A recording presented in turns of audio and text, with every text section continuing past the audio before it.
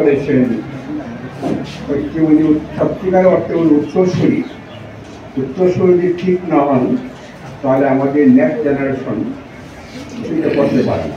উনি উত্তরসূরি শিল্প উত্তরসূরি উনি হয়েছেন শিক্ষিত মহিলা যে একটা কাজ করেছেন হচ্ছে উনি সত্যিকার অর্থে উনি উত্তরসূরি যদি ঠিক না হন তাহলে আমাদের নেক্সট জেনারেশন কিছুটা করতে পারে না। উনি উত্তরসূরি শিল্প উত্তরসূরি উনি হয়েছেন শিক্ষিত মহিলা, অনেক ডিগ্রি ওনার আছে। গত অনেকদিন থেকে আমি লক্ষ্য করেছি বছর উদ্যোগী ভাষায় উনি সব জায়গাতে উনি বিচরণ করছেন। এত উচ্চশিক্ষিত মহিলা সব দিকে সব প্রত্যেকের বাড়ি সব জায়গাতে কত অনুষ্ঠান অনেককে উনি নিশ্চয়ই বিবেচনা করবেন এবং ওনার মাতৃ এবং ওনার পিতৃদেব এটা আমাদের কাছে একটা স্মরণের ব্যাপার। আমরা অনেকেই করি থাকি, অনেকে করি না মাতা পিতা স্মরণের অনুষ্ঠান। ওই জন্য আমি খুব খুশি হয়েছি, জীবন কামনা করি। আমি বক্তব্য রাখতে চাই না এবং আমার বন্ধু হারালে উনি আমাদের অনেক পুরোনো সঙ্গে তোমার সাপ্তাহিক ছিল, প্রথম স্টুডেন্ট ছিলেন, তখন থেকে আমাদের উপর আছে। ওনাকে আমি কাছে পেয়ে দেখা হয় খুব ভালো লাগে। আর সবাইকে অভিনন্দন জানাচ্ছি। আর যারা গান গেয়েছেন বা কারোর গুণকীর্তন, সেটা অনেকের জন্য খুবই কষ্টকর। বরং কারোর যদি বিরুদ্ধে কিছু বলা যায়, কুৎসা রটনা করা যায়, সেটা খুব উপাদেয়। তো যাই হোক, আজকে থেকে অনেক দিন আগে, প্রায় 40 বছর আগে, এই প্রেস ক্লাব প্রতিষ্ঠার পরে আমরা একটা পুরস্কারের আয়োজন করেছিলাম। সেটার নাম ছিল প্রজ্ঞা পুরস্কার। যারা সাহিত্য, সাংবাদিকতা এবং সমাজের বিশেষ বিশেষ দিক দিয়ে উদ্যোগী হয়েছে, কাজ করছে।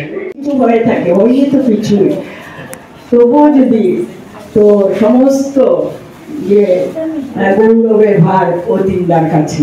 অতীন্দাই আমাকে সব সময় বকা দিয়েও করেন, আবার ভালোবাসা দিয়ে করেন। তো আমি জানি তো যে সুহাগ শাসন করা তারই সাজে, সুহাগ করে সেজে। অতীন্দাকে ফোন করলে আমার ভয় লাগে, কি জানি অতীন্দা এখন আমাকে বকবেন কিনা।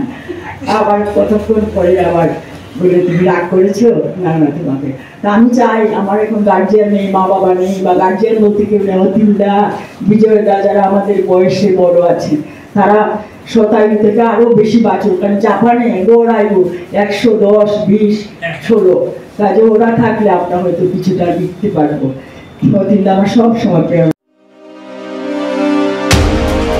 ইন্দু উষা সম্মানে ভূষিত হলেন শিলচরের 6 ব্যক্তি।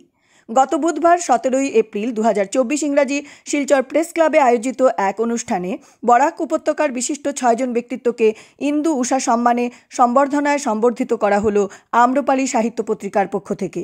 এই 6 ব্যক্তিরা হলেন শিলচরের বিশিষ্ট ও বরিষ্ঠ সাংবাদিক সমাজসেবক হারান দে, যুগসংঘ পত্রিকার কর্ণধার ও প্রেস ক্লাবের সভাপতি শ্রী বিজয় কৃষ্ণনাথ, প্রবীণ সাংবাদিক ও লেখক কবি অতীন দাস, আমরাঘাট মহেন্দ্র কুমার দে কলেজের অধ্যক্ষা শ্রীমতী মিতা দে, ঔপন্যাসিক দীপক হোম চৌধুরী এবং অ্যাডভোকেট দেবাশিস সেনগুপ্ত। আগুনের পরশমণি ছোঁয়াও প্রাণে শ্রাবণী সরকার ও অনন্যা রায়বর্মনের দ্বৈতকণ্ঠে উদ্বোধনী সঙ্গীত দিয়ে অনুষ্ঠানের সূচনা হয়। পরবর্তীতে আশুতোষ কলেজ কলকাতার অবসরপ্রাপ্ত অধ্যাপক শ্রীযুক্ত মনোজ দত্তগুপ্তের সুরেলা কণ্ঠের আমার হিয়ার মাঝে লুকিয়েছিলে দেখতে আমি পাইনি গানটি অনুষ্ঠানে এক ভিন্ন মাত্রা এনে দেয়। অনুষ্ঠানের পৌরোহিত্য করেন বিজয় কৃষ্ণনাথ এবং প্রধান অতিথি ছিলেন অতীন দাস। অনুষ্ঠানের আয়োজক অ্যাডভোকেট কবি সাহিত্যিক ডক্টর কস্তুরী হোম চৌধুরী। এই মহতি পদক্ষেপ মা বাবার স্মৃতি জড়িয়ে 1996 সালে এই আম্রপালি সাহিত্য পত্রিকা সংগঠনের সৃষ্টির ভূয়সী প্রশংসা করেন লেখিকা আরতি দাস ও কবি সুমঙ্গল দাস। অনুষ্ঠানে কবিতা আবৃত্তি করেন বদরপুর থেকে আগত বাচিক শিল্পী শিক্ষিকা ইন্দ্রাণী রক্ষিত সরকার। ডক্টর কস্তুরী হোম চৌধুরীর ছোট ভাই সৌমেন হোম চৌধুরী পেশাগতভাবে ইঞ্জিনিয়ার হওয়া সত্ত্বেও মা বাবার স্মৃতি জড়িত এই সংগঠনকে অদূর ভবিষ্যতেও তারা চালিয়ে নিয়ে যাবেন বলে মনের ইচ্ছা ব্যক্ত করেন। সংবাদ সংগ্রহে ও ভিডিও ফুটেজে ছিলেন আনন্দ ভারতী নিউজের কর্ণধার প্রদীপ চন্দ্র দাস এবং সংবাদ পাঠে আমি ইন্দ্রাণী রক্ষিত সরকার। বরিষ্ঠ সাংবাদিক এবং হারান দে মহাশয়, মিতা দে মহাশয়া, তারপর দীপক হুম চৌধুরী মহাশয়, তারপর দেবাশিস সেনগুপ্ত মহাশয়, যাদেরকে দেওয়া হয়েছে গণ্যমান্য ব্যক্তি, সবাইকে অসংখ্য ধন্যবাদ। আজকে আসাতে আমি নিজেকে গর্বিত বোধ মনে করি। এরকম অনুষ্ঠান যখন হয় তখন গর্ববোধ প্রকাশ করতে ইচ্ছে হয়। আর বেশি কিছু বললাম না, সময় খুব কম, তাই আমাদের যেতে হবে। ধন্যবাদ।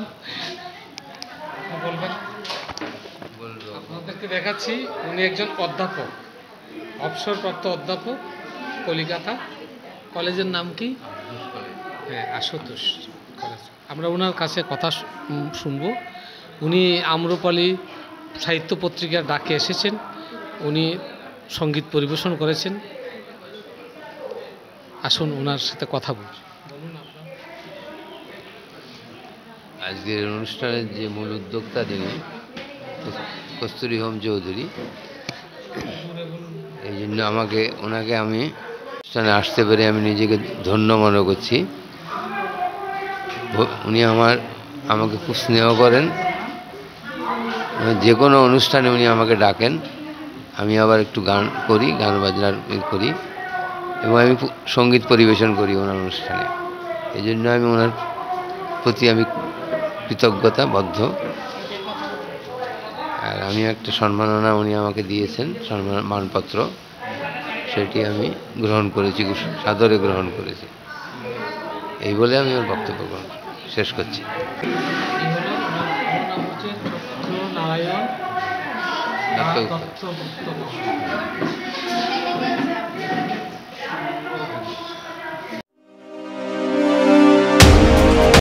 কখনো কখনো ওর দখলে গিয়েও তোমার থেকে কে বেশি জানে কবিতা? আমি ভিড়ের মধ্যে ঘুরে বেড়াই, লুকিয়ে রাখি সকল শোক। কবিতা, আমি শ্মশানে ফুল ঘটাবো, তাই তোমার বুকে চেয়েছি ঢেউ কাটাতে। আমি সকল সুখ চিরপথের সঙ্গী আমার, চিরজীবন হে তৃপ্তি আমার ও তৃপ্তি। দেখতে আমি পাইনি তোমায়, দেখতে আমি পাইনি তোমায়, দেখতে আমি পাইনি। আমার হিয়ার মাঝে